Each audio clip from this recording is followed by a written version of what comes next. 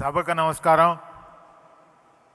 Telangana PCC president గారు కనుక permission ఇస్తే ఒక్క 4 విషయాలు చెప్తాను. ఆయన దయతో అంగీకరిస్తాడు అని నమ్ముతూ మొదలు పెడుతూ ఉన్నా. ఆంధ్ర పిసిసి అధ్యక్షురాల కంటే ఎట్లాగూ తప్పదు. నేను మేనమావను కాబట్టి నన్ను భరించకావుడికి. రాజశేఖర రెడ్డి గారి వ్యక్తిత్వాన్ని గురించి ఇంతకు ముందు వరకు మాట్లాడుకొని 3-4 పాయింట్లు సభ దృష్టి తీసుకొస్తాను. ఆయన పిసిసి ప్రెసిడెంట్ అయిన తర్వాత మా ఇద్దరు పరిచయం 1966 నుంచి రూమ్మేట్స్గా, నిజంగా ఒక కంచంలో తినకపోయినా ఒక క్యారియర్లో తిని ఒక రూమ్లో ఉన్నాము. ఒక మంచంలో లేం కానీ ఒక రూమ్లో ఉన్నాము. అప్పటి నుంచి మొదలైంది. అక్కడ వదిలేద్దాం. ఆయన 83లో పిసిసి ప్రెసిడెంట్ అయ్యారు. పిసిసి ప్రెసిడెంట్ అయిన తర్వాత హైదరాబాదు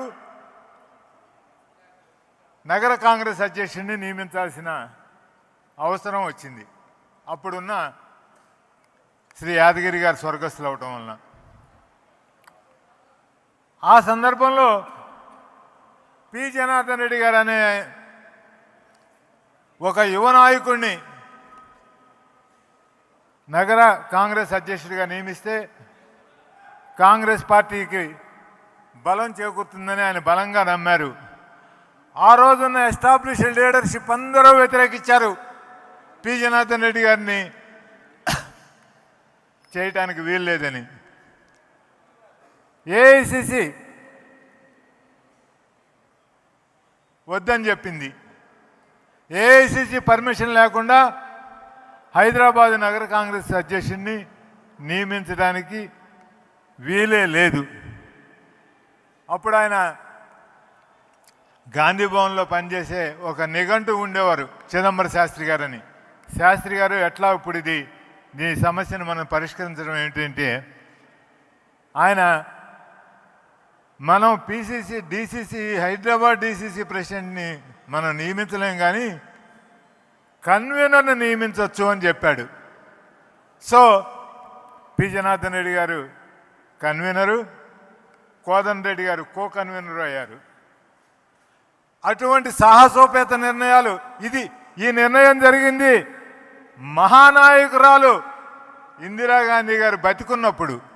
ఎంత ధైర్యం ఉండాలి, ఎంత సాహసం ఉండాలి అటువంటి పని చేయాలంటే.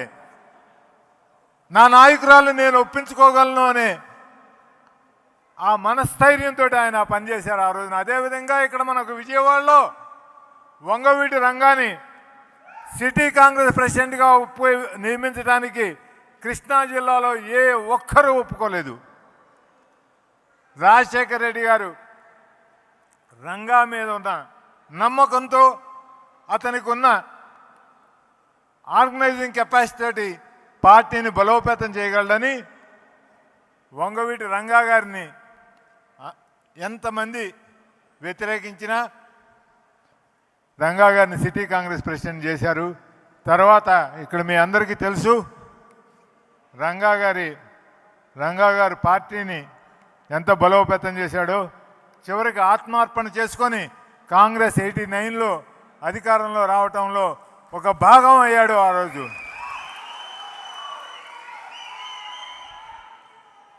ఇదే విధంగా జక్కంపూడి రామ్మోహన్ రావు, అరుణ్ కుమార్ లాంటి యువకులు, ఆ రోజుల్లో యువకులు, వాళ్ళను ప్రోత్సహించడం కానీ, ఇక్కడ ఉంది సజీవ సాక్ష్యం మా సోదరి సురేఖ భర్త కొండా మురళిని ఆ రోజున్న ప్రభుత్వం, ఆ రోజుల్లో ప్రభుత్వంలో ఉన్న కీలకమైన వ్యక్తులు భౌతికంగా నిర్మూలించడానికి అన్ని రకాలైన ఏర్పాట్లు చేసుకున్న తరువాత రాజశేఖర రెడ్డి గారికి ఆ విషయం తెలిసి వారిని సిఎల్పి ఆఫీసులో వారిని ఆ ప్రమాదం తొలగిపోయే వరకు వారిని కుటుంబం సమేతంగా మొత్తం సిఎల్పి ఆఫీసులో ఉంచి దాని బాధ్యతని, వారిని సేఫ్గా తీసుకెళ్లాల్సిన బాధ్యతను ఆయన తీసుకొని ఆ పని నాకు అప్పగించడం జరిగింది నా మీద ఉన్న నమ్మకంతో. ఇట్లా చెప్పుకుంటూ పోతే ఆయన కాంగ్రెస్ పార్టీ బలోపేతం చేయడానికి చేసిన ఎన్నో కార్యక్రమాలు ఉన్నాయి. దానం నాగేందర్ లాంటి వ్యక్తి ముఖ్యమంత్రిగా ఉన్న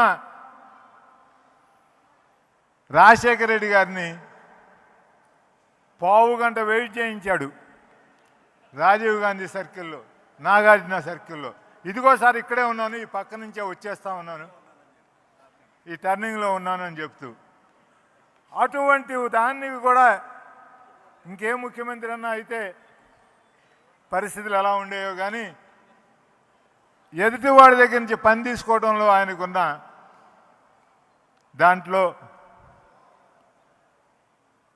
వాటన్నిటినీ కూడా క్షమించగలిగిన ఉదార హృదయం ఉండేది. అట్లాగే శ్రీధర్ బాబు గారి ఎదుగుదలలో కానీ మా తమ్ముడు ఆది శ్రీనివాసు రాజకీయ జీవితానికి కానీ బట్టి అత్యంత ముఖ్యమైన స్నేహితుడు, సన్నిహితుడు కాదు సన్నిహితుడా, ఆయనే స్నేహితుడు, సన్నిహితుడు. అట్లాగే షబ్బీర్ అలీ కానీ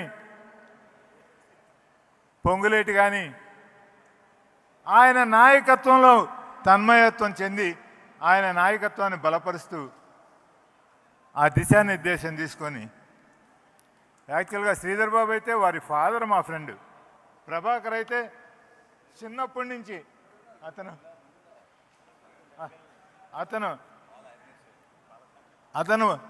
బాల కాంగ్రెస్ నుంచి అనుభవంలో ఉన్నాడు. ఇక్కడ ఇంకొకటి రెండు విషయాలు చెప్తాను మీకు. రాజశేఖర రెడ్డి గారు అప్పుడు మనకి కాకినాడ తీరంలో గ్యాస్ పడిందని అనుకున్నాం అందరం. తర్వాత అది లేదనుకోండి. ఆ గ్యాస్ 2000 మెగావాట్స్ ఆ రోజుల్లో 2000 మెగావాట్స్ అంటే చాలా పెద్ద ప్రాజెక్టు. ఆ ప్రాజెక్టుని కరీంనగర్లో పెట్టాలని సంకల్పించారు మిత్రుడు షబ్బీర్ అలీ, ఆ రోజు పవర్ మినిస్టర్గా ఉన్నప్పుడు నా మీద విపరీతమైన ఒత్తిడి వచ్చింది కోస్టల్ జిల్లాల నుంచి. ఏమిటి మన కాకినాడలో గ్యాస్ ఏమిటి తీసుకెళ్ళి దారిలో ఎక్కడా లేనట్టు కరీంనగర్లో 2000 మెగావాట్స్ పవర్ ప్లాంట్ పెట్టడం ఏంటి అని. సరే, నన్ను జనరల్గా మాది ఒక పాలసీ ఉండేది, ఏ మంచి జరిగినా రాజశేఖర రెడ్డి గారి అకౌంట్లోకి వెళ్ళాలి, అది మా పాలసీ. దానివల్ల వచ్చే నష్టాలో కష్టాలో ఏమన్నా ఉంటే అవి రామచంద్రరావు అకౌంట్లోకి వెళ్ళాలి. ఎందుకంటే నేను డిస్పెన్సిబుల్. నాయకుడికి మచ్చ రాకూడదు, నాయకుడికి చెడ్డ పేరు రాకూడదు, నాయకుడు మీద పూర్తి నమ్మకం, పూర్తి విశ్వాసం, పూర్తి ప్రేమ కార్యకర్తకు ఉండాలి. దాన్ని నిలబెట్టుకోవటం అంత తేలికైన విషయం కాదు. అప్పుడు నన్ను చెప్పమంటే నేను ఆయనతోటి ఆ సమయంలో చర్చించడం జరిగింది. ఏమిటయ్యా వీళ్ళు చెప్పేది, ఏమిటి తెలంగాణ, ఏమిటి ఆంధ్ర, మనం ఆంధ్రప్రదేశ్, మనమేం సింగరేణి బొగ్గు, అక్కడున్న సింగరేణి బొగ్గు తీసుకొని వచ్చి ఇక్కడ మనం వాడుకోవట్లేదా? విజయవాడకి ఎక్కడి నుంచి వస్తూ ఉంది బొగ్గు? కడప థర్మల్ స్టేషన్కి ఎక్కడి నుంచి వస్తూ ఉంది బొగ్గు? వీళ్ళు ఇటువంటి పెట్టుకొనే మన మధ్యలో అంతరాలు సృష్టిస్తూ ఉన్నారు. మనం వీటికి అధిగమించి మనం రావాలి అని చెప్పారు. ఇంకొకటి, ఆయనకి పోలవరం ప్రాజెక్టు ఆయనకి ఎంత ముఖ్యమో ప్రాణహిత చేవేళ్ల ప్రాజెక్టు అంతకంటే ముఖ్యం ఆయనకి. ఆ రోజు ఆయనకున్న యొక్క పలుకుబడితోటి, ఆయనకి సెంట్రల్ గవర్నమెంట్లో ఉన్న దీంతో ఒక ప్రాజెక్టుని జాతీయ హోదా తెచ్చుకోవడం ఆయనకి పెద్ద కష్టమైన విషయం కాదు. కోస్టల్ మిత్రులు, రాయలసీమ మిత్రులు అందరూ మంత్రివర్గ సహచరులు, మీరు పోలవరాన్ని జాతీయ ప్రాజెక్టుగా మన్మోహన్ సింగ్ గారితో, సోనియా గాంధీ గారితో మాట్లాడి దాన్ని ప్రకటింపచేయాలి అని అంటే, ఆయన పోలవరం ప్రాజెక్టు నేను నా నిధులతోటి, మన నిధులతోటి, మన రాష్ట్ర బడ్జెట్ తోటి నేను నిర్మించుకోగలను. ప్రాణహిత చేవెళ్ళ మన శక్తికి మించిన, ఆర్థికంగా మనకు శక్తికి మించిన పని. పోలవరం పూర్తయ్యేటప్పటికి ప్రాణహిత చేవెళ్ళ కూడా ఖచ్చితంగా పూర్తవ్వాలి. అందుకని ప్రాణహిత చేవెళ్ళని మనం నేషనల్ ప్రాజెక్టుగా డిక్లేర్ చేయించడానికి మన సర్వశక్తులు వాడుకుందాం. ప్రాణహిత చేవెళ్ళ నీళ్లు ముందు పారాలి పోలవరం ప్రాజెక్టు తోటి పాటు అని చెప్పిన విశాల హృదయుడు ఆయన. అటువంటి మనిషి పాదయాత్ర మొదలుపెట్టాడు. ఆయన పాదయాత్ర దేనికోసం మొదలుపెట్టాడు? ఆంధ్రప్రదేశ్ రాష్ట్రంలో, ఉమ్మడి ఆంధ్రప్రదేశ్ రాష్ట్రంలో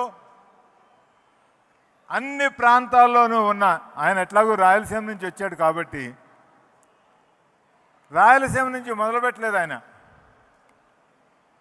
రాష్ట్రంలో అత్యంత ఎత్తైన ప్రదేశం, అత్యంత కరువు కాటకాలతోటి ఉన్న ప్రదేశం అది రేవంత్ రెడ్డి గారి కంటే ఇంకెవరికి బాగా తెలీదు.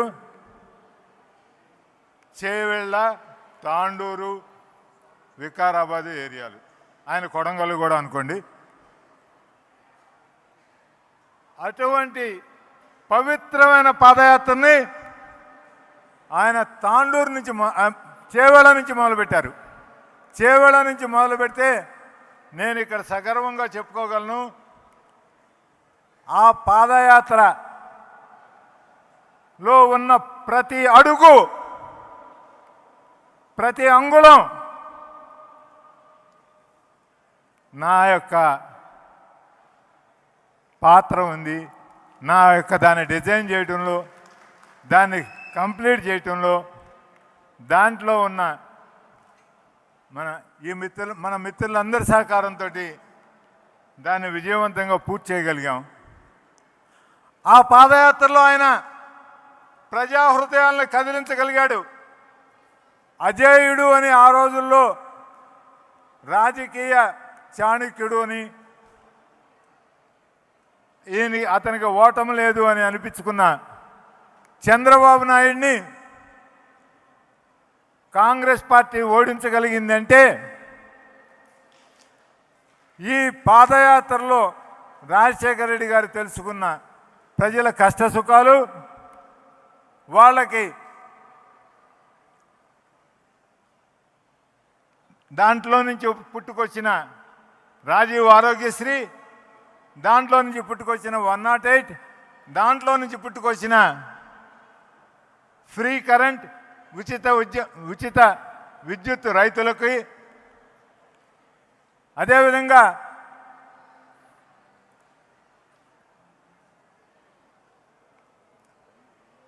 అందరూ, ప్రతి తల్లిదండ్రులు అప్పులు పాలయ్యేది. సామాన్య కుటుంబీకులైతే పిల్లల చదువు కోసం. దాంట్లో నుంచి వచ్చిందే టోటల్ ఫీజు రీఎంబర్స్మెంట్ ప్రోగ్రాం. పాదయాత్రలో ఆయన ప్రజల కష్ట సుఖాలు దగ్గరుండి తెలుసుకొని వారితోటి మమేకమై కాంగ్రెస్ పార్టీకి పునర్వైభవం తీసుకురావడానికి ఆయన చేసిన కృషి గురించి మళ్ళీ మనం అందరం ఇంకొకసారి మననం చేసుకుందాం.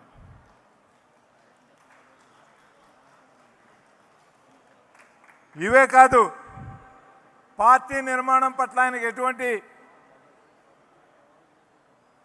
నిబద్ధత ఉండేదంటే, ఆయన ఏ ఒక్కటి ఆయన పేరుతోటి కానీ లేకపోతే ఆయన కుటుంబం సభ్యుల పేరుతోటి కానీ పెట్టుకోలేదు. అయితే రాజీవ్ ఆరోగ్యశ్రీ అన్నారు, లేకపోతే ఇందిరా సాగర్ పోలవరం ప్రాజెక్ట్ అన్నారు, లేకపోతే Jawaharlal Nehru outer ring road అన్నారు, లేకపోతే రాజీవ్ గాంధీ ఇంటర్నేషనల్ ఎయిర్పోర్ట్ అన్నారు. అంతే తప్ప ఏ ఒక్క క్షణం కూడా ఆయన దాని గురించి మాట్లాడలేదు. ఇంకొక 2 విషయాలు, ఇద్దరు పిసిసి ప్రెసిడెంట్ల అనుమతితోటి ఇంకొక 2 నిమిషాలు. ఒకసారి అప్పట్లో ఇయర్లీ బడ్జెట్ అని ఒకటి ఇస్తూ ఉండేవాళ్ళం. లాల్ బహదూర్ స్టేడియంలో ఎవ్రీ ఇయర్ ఒక మీటింగ్ జరిగేది. రాష్ట్రంలో ఉన్న కాంగ్రెస్ కార్యకర్తలందరూ, దానికి ముఖ్యమైన నాయకులందరూ అటెండ్ అయ్యేవారు. పునరంకిత సభ.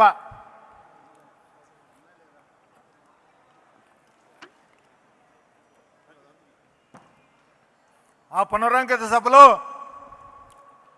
ఉండవల్లి అరుణ్ కుమార్ గారు చాలా స్పీడ్గా మారుతూ ఉన్నారు. ప్రేక్షకులందరూ చప్పట్లు కొడతా ఉన్నారు. ఇవాళ ఎందుకనో ఆయన ఒరిజినల్ స్టైల్ రాలేదు, కానీ ఆ రోజు చాలా చాలా చక్కగా రాజశేఖర రెడ్డి గారి ప్రభుత్వం చేస్తున్న మంచి పనులన్నింటినీ చాలా స్పీడ్గా చెప్తూ మధ్యలో రాజశేఖర రెడ్డి గారి ప్రభుత్వం అని అన్నారు. రాజశేఖర రెడ్డి గారు లేచి వచ్చి ఆయన స్పీచ్ని ఆపించి, ఇది రాజశేఖర రెడ్డి ప్రభుత్వం కాదు, ఇది కాంగ్రెస్ ప్రభుత్వం, ఇది కాంగ్రెస్ ప్రభుత్వం ద్వారా జరుగుతూ ఉన్న పనులు అని చెప్పి, నువ్వు ఇక నుంచి చెప్పేటప్పుడు ఇక్కడే కాదు ఎక్కడ చెప్పినా కానీ కాంగ్రెస్ ప్రభుత్వం అని చెప్పు అని. ఈ విషయం ఎందుకు చెప్తున్నానంటే ఆయనకి పార్టీ అంటే ఆయనకున్న నిబద్ధతను గురించి చెప్పడానికి చెప్తా ఉన్నాను. ఎంతో వైభవోపేతంగా జరిగిన ఆంధ్రప్రదేశ్ హోస్ట్ చేసిన ప్లీనరీ సెషన్లో ఆయన తల్లిగారిని అమితంగా ప్రేమించేవారు. ఆవిడ చాలా క్రిటికల్గా ఇల్లు ఉన్నారు. అపోలో హాస్పిటల్లో అన్కాన్షియస్గా ఉన్నారు. శ్రీమతి సోనియా గాంధీ గారు, మన్మోహన్ సింగ్ గారు అందరూ వచ్చి చూసి వెళ్ళటం జరిగింది. అంత బాధని, అంత హృదయావేదనని దిగమింగుకొని గెర్ల కంటుల్లాగా నవ్వుతో నా భవిష్యత్ అన్నట్టు కాంగ్రెస్ ప్లీనరీని నడిపించగలిగిన ధీశాలి ఆయన. ఇంకొక విషయం ఎక్కువ మందికి తెలియంది, ఇంకొక విషయం చెప్తాను. 2009 ఎలక్షన్ల తర్వాత ఆయనకి ఢిల్లీలో లభించిన స్వాగత సత్కారాలు, ఆయన మీద హైకమాండ్ నుంచి నమ్మకాన్ని ఆయన నిలబెట్టుకున్న విధానం, వీటన్నిటికంటే మనందరం గర్వించగలిగింది ఏంటంటే ఆ రోజున్న ప్రైమ్ మినిస్టర్ మన్మోహన్ సింగ్ గారు ప్రోటోకాల్ నన్ను ఆపేయమంటున్నారా? ప్రోటోకాల్ నిబంధనలన్నీ పక్కన పెట్టి ఒక ముఖ్యమంత్రిని రిసీవ్ చేసుకోవడం కోసం ప్రైమ్ మినిస్టర్ రెసిడెన్స్లో, అఫీషియల్ రెసిడెన్స్లో ఆయన పోర్చుగల్లోకి వచ్చారు. నేను ప్రత్యక్ష సాక్షిని. ఆ రోజు రాజశేఖర రెడ్డి గారు ఎంత చెల్లించిపోయారంటే, దేవుడు సార్ మీరు నన్ను ఇటువంటి పరిస్థితిలో మీరు నన్ను పెట్టడం ఇదే అంటే ఆయన ఎంతో ఆప్యాయంగా. మన్మోహన్ సింగ్ గారు అనేవారు ఆయన మొహంలో జనరల్గా ఎమోషన్స్ కనపడవు. అటువంటి మనిషి రాజశేఖర రెడ్డి గారు. ప్రజలు రేవంత్ రెడ్డి గారి స్పీచ్ కోసం చూస్తున్నారు. నేను ఇంతటితో ముగిస్తున్నాను.